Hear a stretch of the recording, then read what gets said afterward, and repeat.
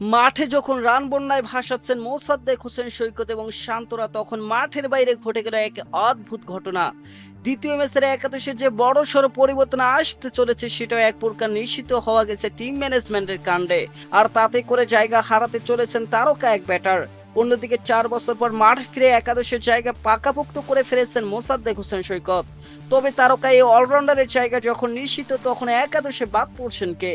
পরের ম্যাচের একাদশী বা কেমন হচ্ছে সেসব নিয়ে থাকছে আজকের এই প্রতিবেদন। 21 বছর পর ধরা দিয়েছে অরাধ্যের এক জয়।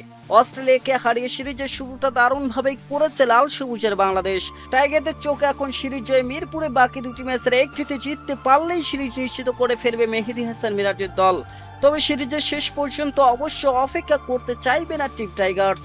যা করার তা করতে চাইবে সিরিজের দ্বিতীয় ম্যাচেই। আর তাই তো একাদশে আনতে পারে পরিবর্তন, সুযোগ পেতে পারেন সৌম্য সরকার। ওপেনিং পজিশনে তানজিদ হাসান তামিম বাংলাদেশ দলে এখনো অটো চয়েস। ব্যাট হাতে বেশ দারুণ ছন্দে আছেন তারকাই ব্যাটার।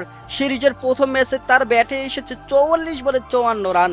ইনিংসের শুরুতে সাইফ হাসানের উইকেট হারালেও শান্তকে সাথে নিয়ে দলের ইনিংসের ভিত্তি দাঁড় করিয়েছেন এই তামিম। তবে পরিবর্তন আসতে পারে তামিমের পার্টনার পজিশনে, সুযোগ হারাবেন সাইফ হাসান। বারংবার সুযোগ পেয়েও নিজেকে মেরে ধরতে ব্যর্থ হয়েছেন সাইফ। একটি বাউন্ডারি হাঁকিয়ে নিজের উইকেটটা বিলিয়ে দিয়ে এসেছেন তারকাই ব্যাটার।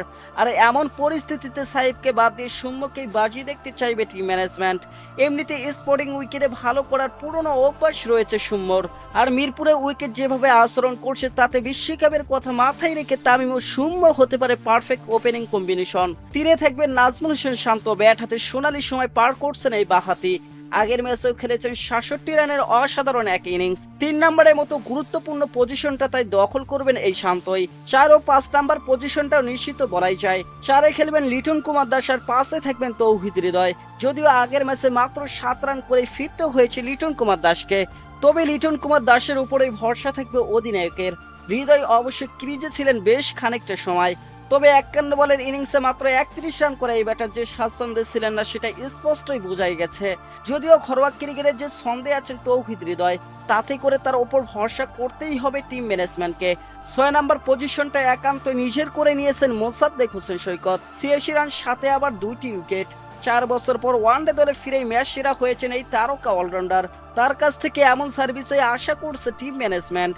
এদিকে 7 নাম্বার পজিশনে অধিনায়ক মেহেদী হাসান মিরাজ খেললেও তাকে নিয়ে রয়েছে যথেষ্ট আলোচনা। কেননা অধিনায়ক হলে ব্যাট ও বল হাতে খুব একটা ছন্দে নেই মেহেদী হাসান মিরাজ। ফলে দলে টিকে থাকতে হলে পারফর্ম করা ছাড়া আপাতত অন্য কিছু মাথায় আনার সুযোগ নেই মিরাজের। পেস বোলিং ইউনিটে আপাতত কোনো পরিবর্তন নাও আনতে পারে টিম টাইগার্স। যথারীতি দলে থাকবেন তাসকিন আহমেদ, মোস্তাফিজুর রহমান ও নাহিদ রানা। এই 3 পিসার মিলে সর্বশেষ ম্যাচে তুলে নিয়েছিল 7টি উইকেট। দ্বিতীয় ম্যাচেও তাই তাদের দিকেই তাকিয়ে থাকবে গোটা বাংলাদেশ। আর বাকি থেকে এক পজিশনে খেলানো হতে পারে তানভীর ইসলামকে। কেননা বাঁহাতি স্পিনারদের বিপক্ষে অজিতের দুর্বলতার ফায়দা নিতে চায় বাংলাদেশ। যদিও প্রথম ম্যাচে বল হাতে সুবিধা করতে পারেননি তানভীর ইসলাম, তবে তা সত্ত্বেও দ্বিতীয় ম্যাচের একাদশে তানভীর ইসলামের থাকার সম্ভাবনা রয়েছে প্রবল।